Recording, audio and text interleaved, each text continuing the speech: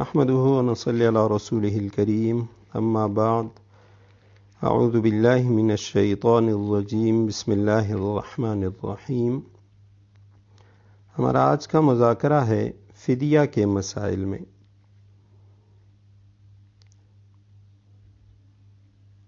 فدیہ کہتے ہیں روزوں کے بدلے کو، یعنی کوئی ایسا شخص کہ جو بڑھاپے کی وجہ سے یا بیماری کی وجہ سے، مسلسل بیمار ہونے کی وجہ سے اس کے بدن میں بالکل قوت نہیں رہی اور وہ روزہ رکھنے کے قابل نہیں ہے، نہ رمضان میں رکھ سکتا ہے اور نہ رمضان کے بعد ان روزوں کی قضا کر سکتا ہے چھوٹے دنوں میں یا سردیوں کے دنوں میں، تو اس کے لیے روزے کا فدیہ دینا وہ جائز ہے۔ یعنی نہ تو وہ بڑھاپے کی وجہ سے روزے رکھ ہی نہیں سکتا، یا وہ بیمار ہے اور اس کی بیماری ایسی ہے کہ مسلسل اسے یعنی یا تو گردے کی تکلیف ہے یا شوگر کا مریض ہے کہ جسے ڈاکٹر نے منع کیا ہے، یا خود وہ محسوس کرتا ہے کہ اگر میں روزے رکھتا ہوں اس سے میری بیماری بڑھ جاتی ہے یا فوت ہونے کا خدشہ ہے، تو ایسے شخص کے لیے روزہ نہ رکھنا جائز ہے اور وہ روزے کے بدلے میں فدیہ ادا کرے گا۔ اب یہ جو فدیہ ہے اس کی مقدار ہر روزے کے بدلے میں ایک مسکین کو صدقہ فطر کے برابر غلہ دینا۔ صدقہ فطر، روزے کا فدیہ، نمازوں کا فدیہ، ان سب کے لیے ایک ہی معیار اور ایک ہی پیمانہ ہے، اور وہ ہے 2.25 کلو گندم یا اس کی قیمت۔ یعنی یہ فدیہ کی مقدار ہے 2.25 کلو گندم، بلکہ بعض علماء نے لکھا ہے احتیاطاً 2 کلو گندم اور یا اس کی قیمت۔ البتہ اگر کوئی شخص اس کے علاوہ گندم کے علاوہ مکئی یا چاول وغیرہ اس میں سے فدیہ یا صدقہ فطر دینا چاہے گا تو اس کے لیے ضروری ہے کہ وہ 2.25 کلو یعنی اس کا جو وزن ہے اس کا اعتبار نہیں ہوگا، بلکہ وہ 2.25 کلو یا 2 کلو گندم کی قیمت کے برابر جو مکئی ہے یا چاول ہے وہ دے گا، کیونکہ یہ چیزیں حدیث میں ثابت ہیں۔ حدیث میں رسول اللہ صلی اللہ علیہ وسلم نے ان کا ذکر کیا ہے، ان چیزوں کا ذکر نہیں ہے، لہٰذا ان میں وزن کا اعتبار نہیں ہوگا، بلکہ ان کے لیے ضروری ہے کہ وہ 2.25 کلو یا 2 کلو گندم کی قیمت کے برابر ہوں۔ تیسرا مسئلہ یہ ہے کہ کیا یہ جو فدیہ ہے روزوں کا یہ رمضان سے پہلے دینا جائز ہے یا نہیں ہے؟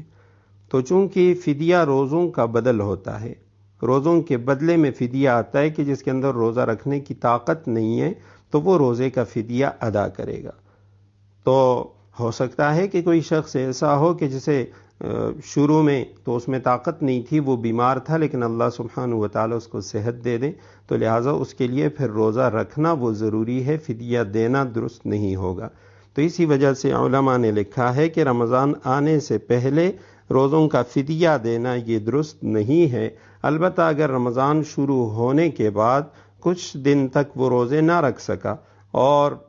اسی طرح بیمار رہا یا بوڑھا ہے، تو اس کے بعد اگر وہ گزشتہ دنوں اور آنے والے رمضان کے جو باقی دن ہیں ان سب کا فدیہ دینا چاہے تو دے سکتا ہے۔ یعنی رمضان سے پہلے فدیہ دینا درست نہیں ہے، البتہ رمضان کے گزشتہ دنوں اور آنے والے جو دن ہیں ان سب کا فدیہ دینا یہ درست ہے۔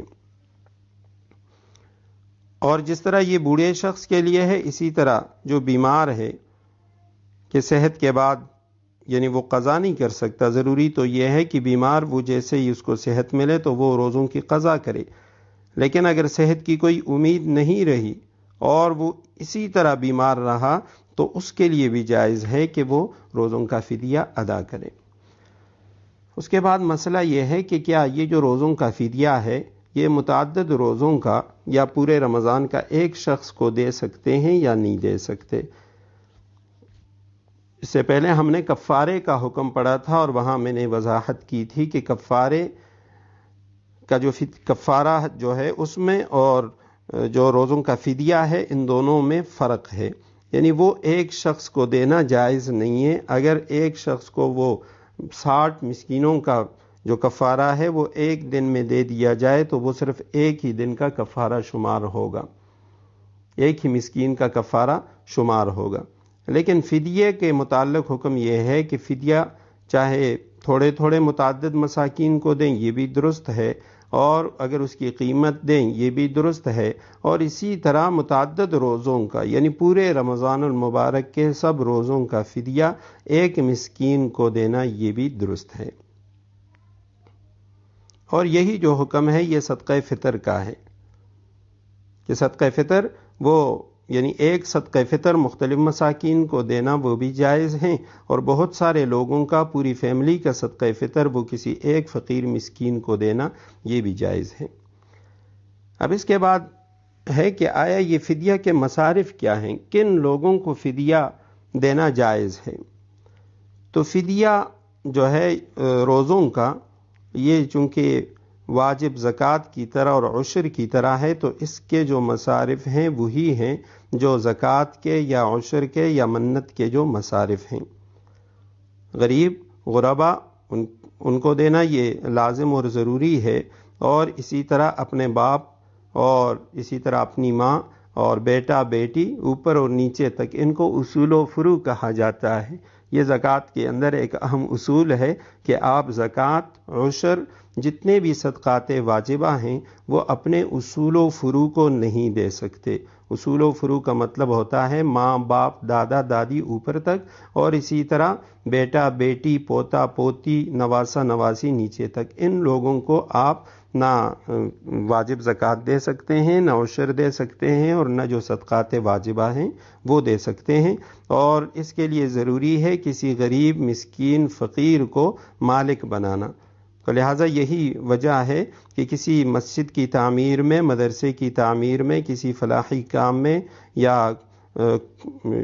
راستے کے بنانے میں، تو اس کے اندر اس کا استعمال یہ درست نہیں ہے، لہٰذا یہ کسی فقیر غریب کے حوالے کرنا ہوگا۔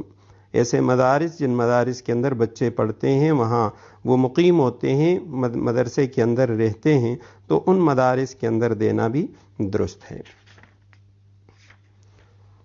اور اس کے آخر میں ایک اہم مسئلہ جو ہم سے رہ گیا تھا، حدیث مبارکہ ہے جس میں رسول اللہ صلی اللہ علیہ وسلم نے فرمایا کہ تم میں سے اگر کوئی شخص اذان ہو اور اس کے ہاتھ میں گلاس ہو تو وہ اس پانی کو پی لے۔ یعنی اذان ہو رہی ہے اور اس کے ہاتھ میں گلاس ہے پانی کا، تو اسے چاہیے کہ وہ پانی پی لے۔ تو بعض حضرات نے اس حدیث سے غلط استدلال کیا ہے، اور وہ یہ کہتے ہیں کہ صبح کی اذان اگر ہو رہی ہو اور اس وقت کوئی شخص اگر سحری کر رہا ہے تو وہ اپنی سحری جو ہے اس کو پوری کرے، یعنی اذان کے ختم تک وہ کھاتا پیتا رہے۔ تو اس حدیث مبارکہ کے متعلق حضرات علماء کرام نے مختلف جوابات دیے ہیں۔ ایک جواب تو یہ ہے کہ بھی اس حدیث مبارکہ کا تعلق وہ یعنی سحری کے وقت سے نہیں ہے، فجر کے اذان سے اس کا تعلق نہیں ہے، اور ایک بلکہ یہ عام یعنی اذانوں کے متعلق ہے کہ کوئی بھی اذان ہو رہی ہو اس وقت کوئی شخص اگر پانی پی رہا ہے تو اس کو چاہیے وہ پانی پی لے، یعنی اذان کے احترام میں اس کے لیے پانی کا چھوڑ دینا، پانی کا نہ پینا، تو اس سے کوئی حرج لازم نہیں آتا، اس سے وہ گناہگار نہیں ہوتا۔ بعض حضرات نے لکھا ہے کہ اس کا تعلق مغرب کی اذان کے ساتھ ہے کہ جیسے ہی افطاری کا وقت ہو تو اس وقت وہ یعنی پانی پیتا رہے، اور یعنی مغرب کی اذان کے وقت افطار کی وجہ سے اذان کے احترام میں کھانا پینا چھوڑ دینا یعنی یہ ضروری نہیں ہے، اور اس سے وہ گناہگار نہیں ہوگا۔ بعض حضرات نے لکھا ہے کہ حدیث مبارکہ کے اندر ندا کا لفظ ہے، اور ندا کے معنی یعنی اذان نہیں ہے بلکہ یہاں مراد اقامت ہے، کہ اگر اقامت ہو رہی ہے اور کسی کو پانی پینے کی ضرورت ہو، حاجت ہو، تو وہ پانی پی لے۔